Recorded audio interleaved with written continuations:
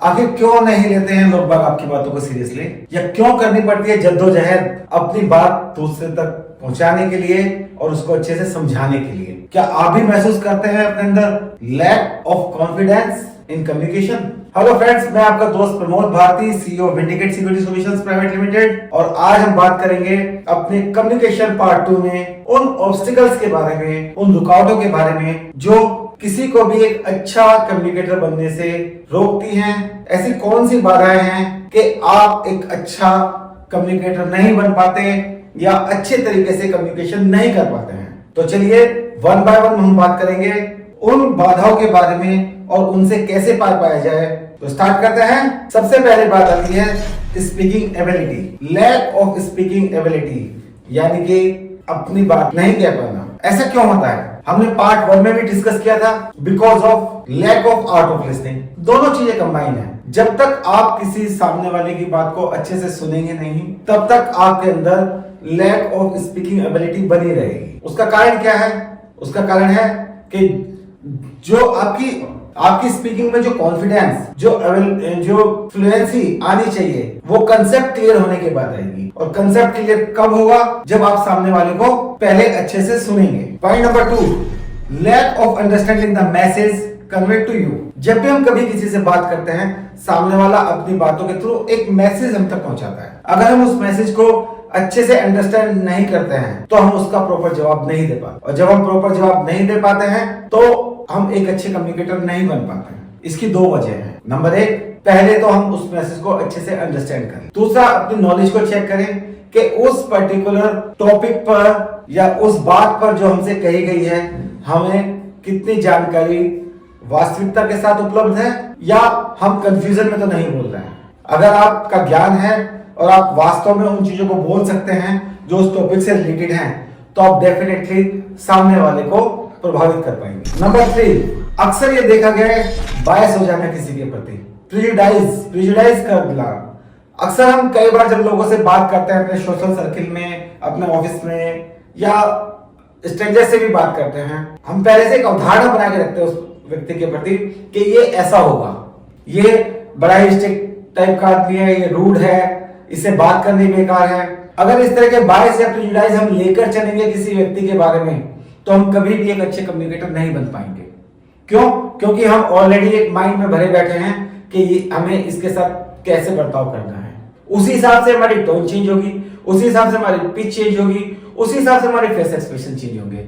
तो हम कभी भी ऐसे आदमी के प्रति हम एक अच्छे कम्युनिकेटर के रूप में नहीं आ सकते अगर हम किसी के प्रति नेगेटिव थिंकिंग रखते हैं। इट कैन बी वर्क अगर आप किसी से इंप्रेस है, पॉजिटिव हैं, बट फिर भी एक अच्छा कम्युनिकेटर बनने के लिए आपको बायस और प्रिजुडाइज जैसे शब्द अपनी डिक्शनरी से हटाने पड़ेंगे। सिंपल तरीका है आर्ट ऑफ लिसनिंग। पहले अच्छे से सुने, फिर जवाब दें।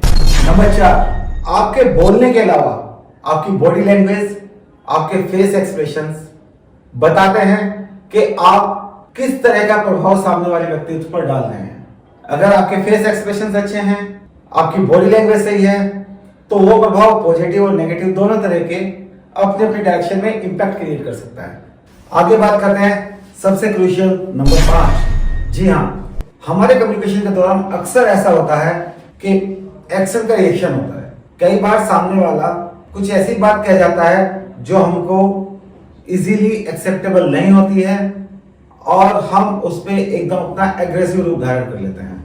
एक तरह से हम खिलौना बन जाते हैं सामने वाले का, कि वो जब चाहे हमें गुस्सा दिला ले, जब चाहे हमें प्रेज करके खुश कर दे।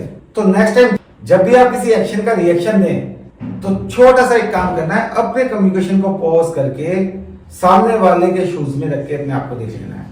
उसकी क्या परिस्थितियां हैं, वो क्यों इतना एग्रेसिव हो रहा है, या वो क्यों इतना पोलाइट हो रहा है। जब आप एक बार अपने आप को उसकी जगह रख के देख लेंगे, तो जाहिर सी बात है कि आप अपनी छवि के अनुसार, अपनी इमेज के अनुसार उसको सही जवाब दे पाएंगे। आप अचानक उसके उकसाने से एग्रेसिव नहीं हो जाएंगे। तो नेक्स्ट टाइम जब भी आप कम्युनिकेशन के दौरान किसी एक्शन का रिएक्शन दें, तो अपने आप को काम डाउन रखते हुए सिर्फ महसूस करना है कि सामने वाला किस परिस्थिति में उस तरह का कम्युनिकेशन कर रहा है। नंबर 6, बहुत ज्यादा इंपॉर्टेंट रूल, पिच। आप जब बात करते हैं, आपका टोन, पिच कैसी रहती है? कभी ये बहुत ज्यादा हायर तो नहीं हो जाती या कभी बहुत ज्यादा लोअर तो नहीं जाती है। इसको एक बैलेंस में लाइए। अक्सर ऐसा होता है जब हम बहुत ज्यादा खुश होते हैं या दुखी होते हैं या कभी कभी एक्साइटमेंट में हमारा जो पिच है वो इतना हायर हो जाता है कि सामने वाला आश्चर्यचकित होकर हमें देखता है। या कभी हम आपने अक्सर देखा होगा कि जब आप गुस्से में होते हैं तो आपके फेस एक्सप्रेशन के साथ साथ आपकी लैंग्वेज और आपका जो वॉल्यूम है वो किस लेवल तक इंक्रीज होता है और कहाँ डिक्रीज होता है। जब आप गुस्से में तो इंक्रीज हो जाता है और जब आप दुखी होते हैं तो वो ही बहुत लो इंटेंसिटी में आ जाता है। कोशिश कीजिए हमेशा कि आप जब भी कम्युनिकेट करें, किसी भी परिस्थिति में कम्युनिकेट करें, इमोशंस को कंट्रोल करते हुए जो फेस एक्सप्रेशंस आने चाहिए वो आए, बट एक टोन हमेशा पैरेलल बनी रहे। इससे आप डेफिनेटली सामने वाले पे एक अच्छा प्रभाव क्रिएट करेंगे और एक कॉन्फिडेंस के साथ अपनी बात को कह पाएंगे। नंबर 7, कई बार रीजनल लैंग्वेज प्रॉब्लम की इश्यूज आ जाते हैं। रीजनल भी हो सकती है वो, या रिमोट एरिया से अर्बन एरिया में आने पर भी हो सकती है। तो वो जो लैंग्वेज प्रॉब्लम है उसके लिए आप जब भी जिस नई जगह जाएं और जितना समय वहां व्यतीत करते हैं, कोशिश कीजिए कि वहां के कुछ कीवर्ड्स को सीख सकें जिससे आप कम से कम अपनी बात को पूरा कह सकें।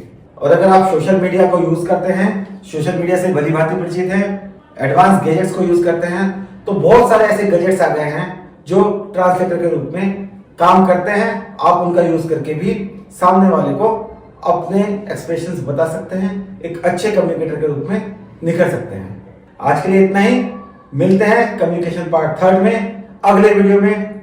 तब तक के लिए be happy, be safe, take care, thank you.